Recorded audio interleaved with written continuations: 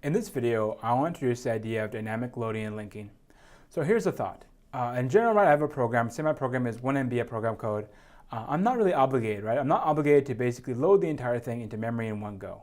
I could maybe think about doing it in pieces, right? Because the program, you can imagine, is running, and I'm not going to, basically run all the program code in it, right? I can only need to run part of it. So it's like, well, if the user chooses to do function A, I'm going to need the code to do A, right? If the user chooses to use, feature B, then I only need to run the code that's associated with B. So since there's only some functionality being used, maybe I can think about loading up my process in some sort of a piecewise sense. And so, okay, so this is one thought, right? And then the question is, how do we, carry that out? So here's an idea, right? Maybe our program is based on libraries, right? So the program is asked to do A, so it needs to use this library. The program is asked to use B, so it has to do this library. So what I can think about doing is in my program basically having a table of functions. And this table of functions will basically have a bunch of stubs in there. So initially when my program is run, right, I'm not going to load up everything, right? I'm only going to load up kind of the base program, and then I'm going to wait to see what the program does. So let's say I go to do function A. What happens is I look at my table of functions and say, okay, you know what? There's a bunch of, I have a library, right, to do A, right? And A, right, and that library, provides, a bunch of functions, and I go to do A, right, and so I need to load up all those functions and run the code that they contain. Well, what I do is I look at my table of functions, and I basically see, have I run it before? So at the start of time, what I'll plan to do is basically populate a table with a bunch of stubs that say, okay, this is this function, and you could load it from this external library. An external library, right, could be something like, and you guys have probably seen these, like a DLL, right, or maybe a .so file, right? Could be other extensions as well. The idea is maybe an external file somewhere, right, that has some executable code in there.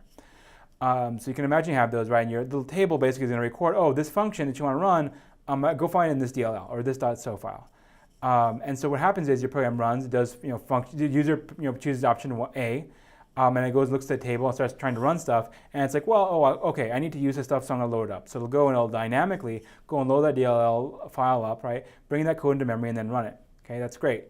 And so what happens is behind the scenes is make your program a little bit faster because that table has a whole bunch of entries in it, right, for the functions that need to be called by the program if the user picked the option B, but they're not going to be loaded, right, because we only load things when we need to load them, right? So it's kind of like well, technically this is a lazy approach. So we only load program code when we actually need it.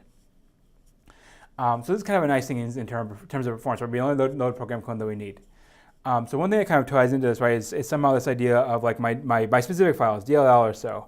Normally, right, I'll have something like maybe a .exe, which is my whole executable, and a lot of times my whole executable, I'll end up just loading the whole thing into memory for kind of convenience, right? And then my executable, right, maybe that depends on DLL for certain specific functions. When I say that an exe depends on DLL, what I'm saying is that exe, right, uses some functions that are only defined inside the DLL. I'm also saying that it has a dynamic dependency. So when we use this term dynamic linking, what we're saying is that basically my exe is going to dynamically bring in code from the DLL. So that's a good I don't want to say it's a good thing because it's good and bad. I'll talk about that in a minute. It's something that basically is fast. So then we have a second choice. Right? We have a second choice, which is actually the static linking over here. So static linking basically says combine them. So basically take your DLL, take your .so, and statically, right, combine them into your exe. Right? So instead of having an exe with some DLLs, I just have one exe. So I have those two approaches. I can either do it statically or dynamically, right, in terms of including a library functionality into a program that I've written. Okay, so actually I should talk a little bit more about the table here because I have one more bullet point.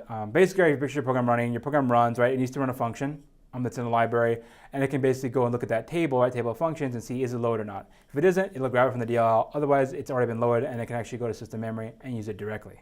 So our question here is what are the advantages basically of doing a dynamic loading / dynamic linking? So maybe think about it for 1 second. What might be some of the advantages? So the big advantage is going to be in terms, well, so you have advantages in terms of space and time efficiency. So space in terms of your exe isn't going to be too big. Because if you do static linking, what that basically means is you got to copy your entire DLL into your .exe. So your executable, the one that you send to users, right, that's going to swell up. It's going to be really big. That's not what we want. So that'll be a disadvantage, right, to static. The advantage to dynamic is we don't have to do that, so we can ship smaller exes. Somebody that has a library like Visual Studio runtimes, you have to install it once, right? The user has to install it once, and then all the different programs that use that different library, they'll all get to kind of you reuse that same thing, right? There'll be one DLL for that for that runtime for Visual Studio, and all the programs that use Visual Studio, right, will be able to use that one DLL. So it saves space on the user's side. So that's a nice thing. Let's see, in terms of disadvantages, well, for a kind of a dynamic approach, a big disadvantage is basically making sure the user has the appropriate DLLs. A lot of times you'll end up with issues where you're trying to run a program and it's like, oh, missing this DLL, and you find it and add it, and then you run it again, missing this DLL, right? And it kind of goes in a circle and you go around, keeps on complaining about missing DLLs, and you have to keep on looking up things and adding them to your local system. It ends up being really annoying, right? So that'd be a disadvantage to dynamic. For static, right, we already said kind of the disadvantage was it takes a lot of space. In terms of like disk space. It's also right, we have the issues of, if I'm running my program, right, I have, at runtime, right, a lot of times, right, if it's statically linked, I'm obligated to load everything into memory, right, versus dynamic, I can only bring things in as I need them, right, they exist basically just as stubs in my function tables, my table of functions. Advantages to static though, advantages to static is mainly that you don't have to worry about the user having the right version of the DLLs or having the DLLs, right, it's kind of, going to run out of the box. So either way, right, whether it's a static approach or dynamic approach, there is kind of disadvantages and advantages to both approaches. Kind of choose what's appropriate to you, right? Usually you can go with a dynamic approach unless you're worried about the user not being able to actually run your program because it has all these prerequisite DLLs, in which case maybe go for a static approach. So kind of choose the one that works for you. All right, so that does it for this section. In the next section, we'll kind of start talking about the main ways that we implement memory management.